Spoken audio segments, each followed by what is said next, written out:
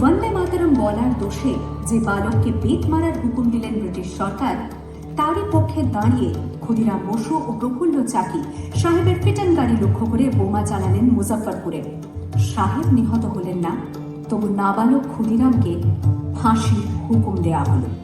আমি হাসি হাসি পড়ব ফাঁসি, দেখবে ভারতবাসী। ও মা হাসি হাসি পড়ব ফাঁসি, দেখবে ভারতবাসী। খোকা, ওই খোকা, তুই কোথায় যাচ্ছিস বাবা? কোথায় যাচ্ছিস আমাকে ছেড়ে?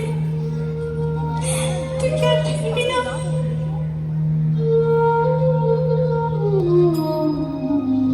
একবার বিদায় দে মা, ঘুরে আসি। একবার বিদায় দে মা, ঘুরে আসি। হাসি হাসি পড়ব ফাঁসি, দেখবে ভারতবাসী। আমি হাসি হাসি পড়ব ফাঁসি, দেখবে ভারতবাসী। 18 এপ্রিল 1918 মাস্টারদা সূর্য সেন ও তাঁর 65 জন শিষ্য মিলে পরিকল্পনা করে চট্টগ্রামে ব্রিটিশ পুলিশের অস্ত্রাগার লুট করেন এবং তারপরে লুকিয়ে আশ্রয় নেন জালালাবাদ পাহাড়ে। এর 4 দিন পর ব্রিটিশ বাহিনী খুঁজে বার করে মাস্টারদা ও তাঁর সঙ্গীদের। সেদিনের অস্তমিত সূর্য ছিল সূর্য সেনের রক্তে রাঙা। আহ্বান শোনো আহ্বান, আসি মাথায় বনকিনি। দুস্তার বাজা প্রস্তার, ফেলে বন্যার মতো বেরিয়ে। আহ্বান শোনো আহ্বান, আসি মাথায় বনকিনি। দুস্তার বাজা প্রস্তার, ফেলে বন্যার মতো বেরিয়ে।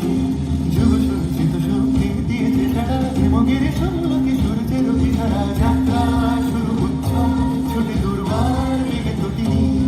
উত্তাপ তারে উত্তাপ, নাচে মুক্ত সাথে রটিনী।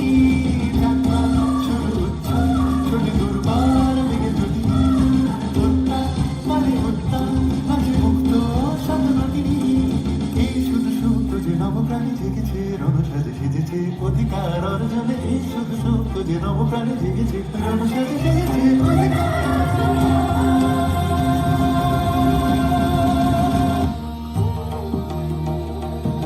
29 সেপ্টেম্বর 1942 তমলুকের মাটিতে কয়েক হাজার ভারতীয়কে নিয়ে যিনি পুলিশ স্টেশন ঘেরাও করার লক্ষ্যে হেঁটেছিলেন, সেই 70 মাতঙ্গিনী হাজরা পুলিশের নির্মম গুলিচালনা ও লাঠিচার্জ সত্ত্বেও তাঁর হাতের পতাকাটি মাটিতে লুটোতে দেননি। আর ঠিক তার পরের বছর 1943-এর 30শে ডিসেম্বর জাপান সরকারের অধীনে থাকা আন্দামান দ্বীপ সেটি হস্তান্তর করা হলো ইন্ডিয়ান ন্যাশনাল আর্মিকে। পোর্ট ব্লেয়ারের মাঠে তিরঙ্গা পতাকা তুললেন সুভাষচন্দ্র। এটাই স্বাধীন ভারতের মাটিতে প্রথম তেরঙ্গা ঝান্ডা। আইএনএর commander in chief Subhash Chandra Bose হলেন ভারত, যাকে স্বীকৃতি দিয়েছিল 18টি দেশ।